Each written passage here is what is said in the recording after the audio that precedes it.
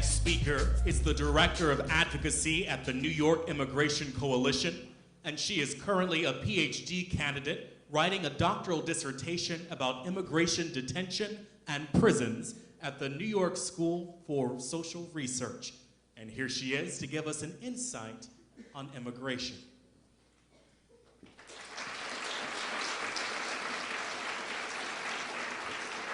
Hi, good evening. I'm so honored to be here today to celebrate the legacy of Dr. Martin Luther King Jr. and to talk about how his life and work continues to inspire the social justice movements of today.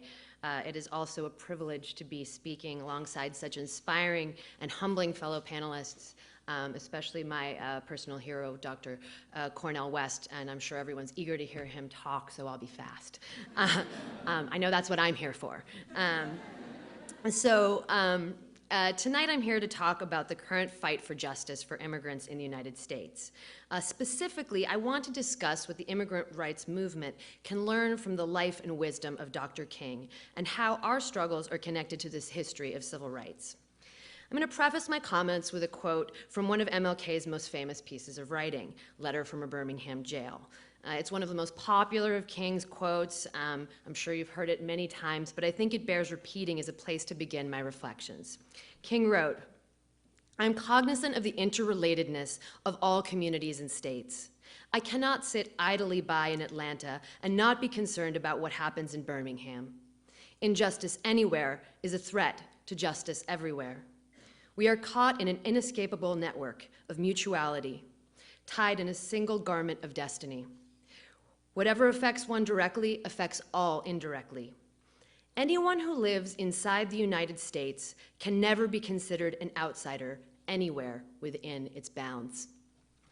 As you know, or may know, Birmingham, Alabama is back at the center of national debates for equality and justice.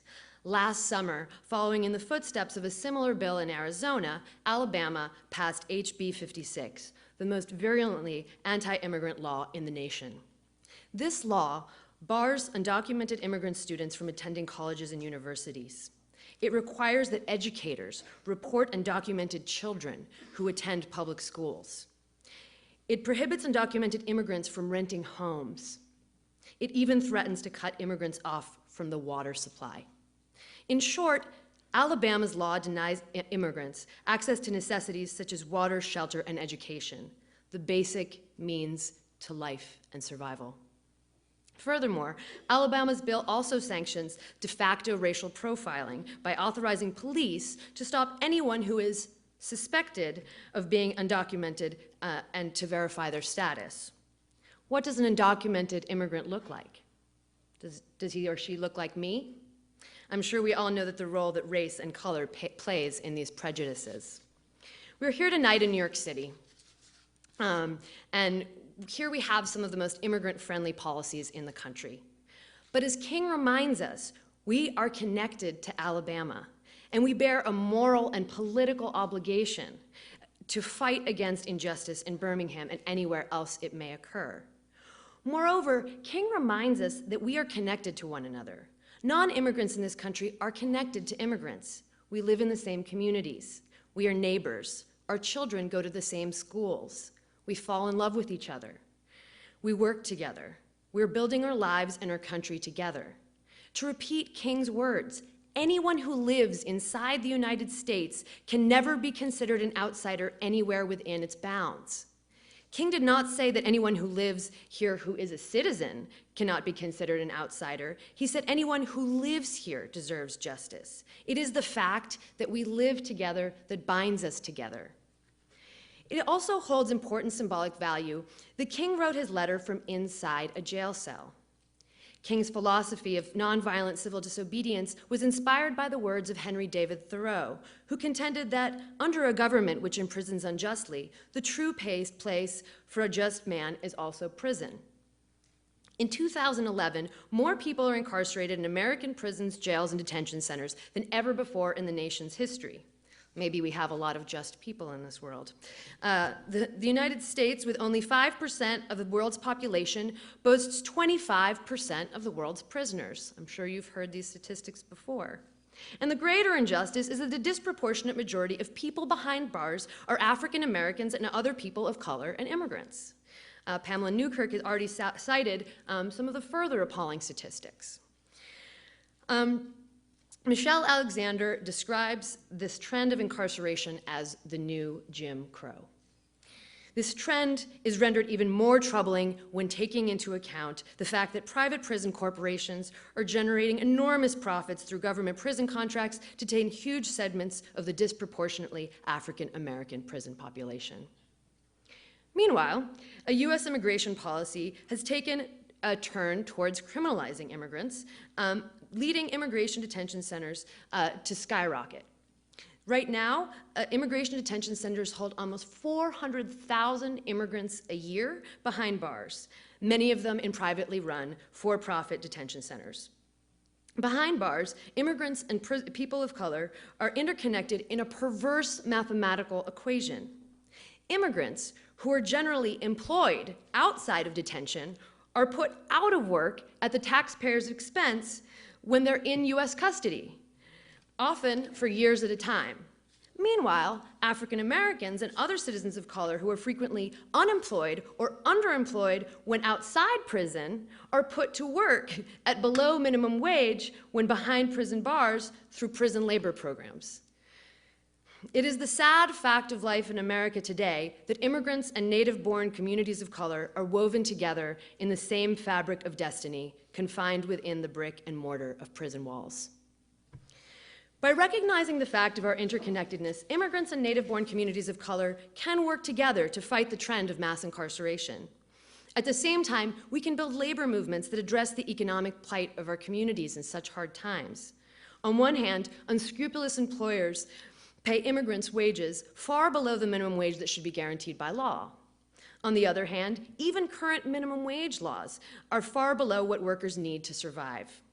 And these labor rights that have been earned by decades of labor movement struggle are under attack in Wisconsin and beyond.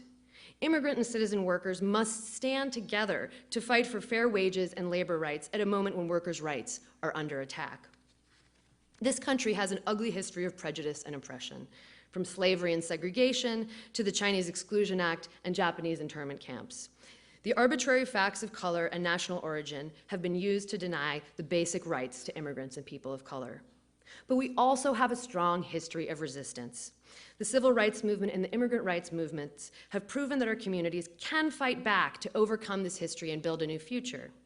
As the child of Argentine immigrants who fled the political and economic turmoil of Argentina in the 1970s, and as a witness to acts of racial discrimination in the United States, I have always understood that the struggle of immigrants is inseparable from the struggle for racial justice.